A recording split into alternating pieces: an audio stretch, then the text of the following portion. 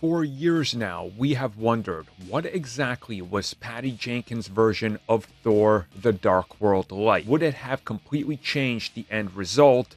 And what would have been the major effect on the MCU going forward? Well, now we have some details, and it was definitely different.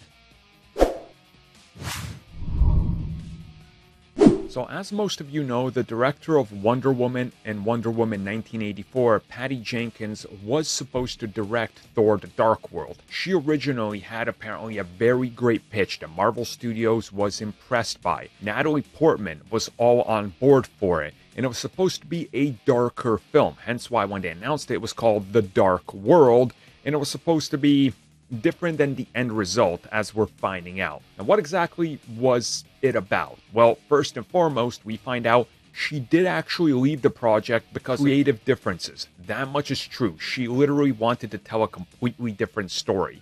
So her story wasn't so much about, hey, look at these dark elves and everything. Yes, they were there, but the central focus, the main plot, was Thor and Jane.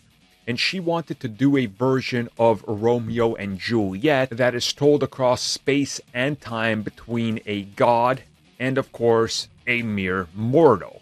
Now, by the end of it, there was supposed to be a tragic ending.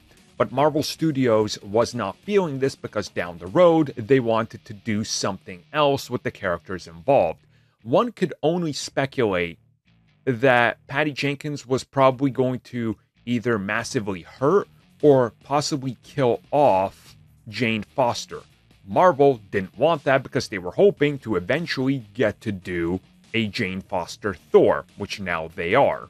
And we know that that's one of the things very early on that they were looking forward to doing, was evolving Thor to the female version, since that was an old what-if tale.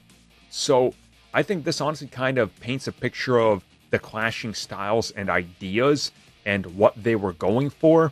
And also, apparently, one of the other things that was a major piece of, I guess, debate among everybody involved was, what do we do with these Infinity Stones? Because at the time, Joss Whedon was in charge of trying to plot out a through line to how to get everything together to make sure that the Infinity Stones were there. And the Infinity Stone that's in the film wasn't a stone, as we saw. So they figured in the final version, hey, we got this thing called the ether. What if that's just a stone? Yeah, sure, make the gas or whatever a stone. It's whatever it is. Look, I haven't watched that movie in forever, so I don't know. But you get what I'm saying. So there was definitely a lot of clashes of styles as we're learning. And also, apparently, Patty Jenkins had a different idea for even one of the other villains, which they don't fully go into. There was supposed to be an expanded battle of some sort that they don't really explain either of what it could have been, what the battle was.